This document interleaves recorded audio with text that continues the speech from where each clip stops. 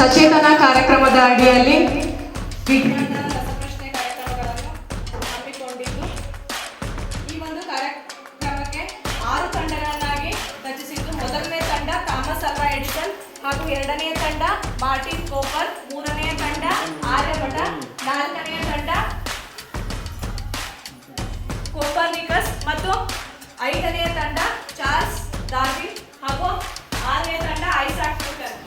ಹೀಗೆ ಎಲ್ಲಾ ತಂಡಗಳಿಗೂ ಒಂದು ಸೂಚನೆ ಏನಂತಂದ್ರೆ ಇಲ್ಲಿ ಈ ಒಂದು ತಂತ್ರಜ್ಞಾನವನ್ನು ಬಳಸಿಕೊಂಡು ಹೊಸ ವಿಧಾನದಲ್ಲಿ ರಸಪ್ರಶ್ನೆ ಕಾರ್ಯಕ್ರಮವನ್ನು ಏರ್ಪಡಿಸಿದ್ದು.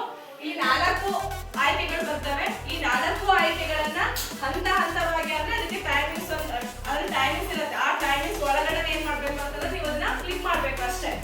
ಅಲ್ಲಿ 6 ಜನ ಸರಿಯಾದ ಉತ್ತರವನ್ನು ಹೇಳಿದ್ರು ಸಹ ಯಾರು ಬೇಗ ಉತ್ತರ ಹೇಳಿರ್ತಾರೋ ಅವರು ಸ್ಕೋರ್ ಅಲ್ಲಿ ಜಾಸ್ತಿ ಬರುತ್ತೆ. ಈಗ ಎಲ್ಲರಿಗೂ ಆಲ್ ದ ಬೆಸ್ಟ್ ಅಂತ ಹೇಳುತ್ತಾ ಈ ಒಂದು ಕಾರ್ಯಕ್ರಮವನ್ನ ಇವಾಗ ಪ್ರಾರಂಭಿಸುತ್ತಿದ್ದ ಮೊದಲನೇ ಕ್ವೆಶ್ಚನ್ ಇವಾಗ ನಿಮಗಾಗಿ. ಚಿತ್ರದಲ್ಲಿ ಸೂಚಿಸಿರುವ ವಿಜ್ಞಾನದ ಉಪಕರಣ ಯಾವುದು?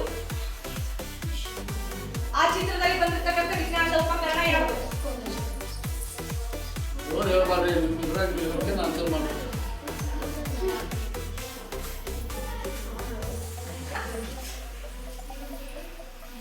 ಈಗ ನಿಮ್ಮ ಸ್ಕೋರ್ಗಳನ್ನು ನೋಡ್ಕೊಳ್ಳಿ. ಯಾರು ಮೊದಲನೇ ಹಂತದಲ್ಲಿ ಫಸ್ಟ್ ಇರೋರು ಯಾರು?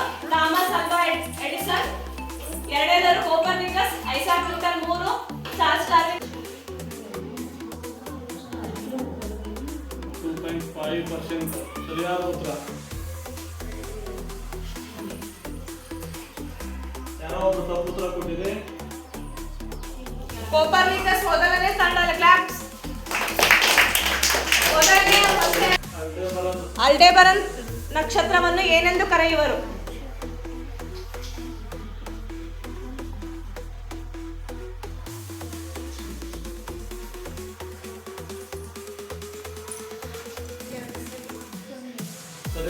ಸರಿಯಾದ ಉತ್ತರ ರೋಹಿಣಿ.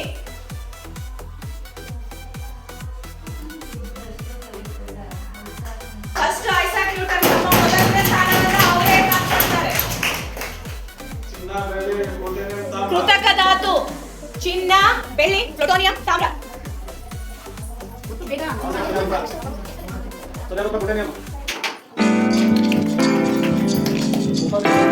ವಾಹನ ಭಾಷಣವನ್ನು ದರ್ಪಣವಾಗಿ ಬಳಸುವ ದರ್ಪಣ ಅಥವಾ ವಸ್ತು ಯಾವುದು?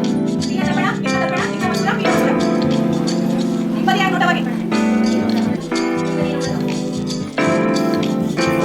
ವಾತಾವರಣದಲ್ಲಿ ಯಾವುದು? ನೈಟ್ರೋಜನ್ 78%.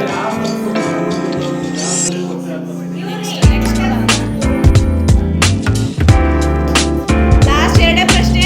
ಈ ಕೆಳಗಿನಗಳಲ್ಲಿ ಯಾವುದು ಕಾಡಿನ ಉತ್ಪನ್ನವಲ್ಲ? ಕಾಡಿನ ಉತ್ಪನ್ನ ಯಾವುದು ಅಲ್ಲ?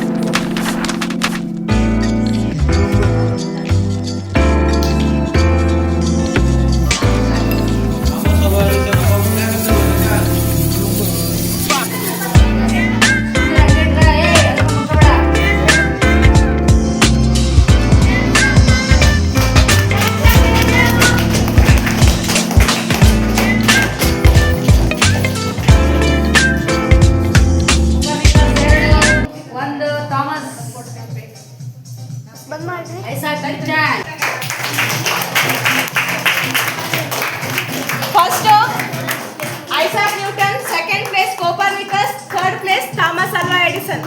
Congratulations.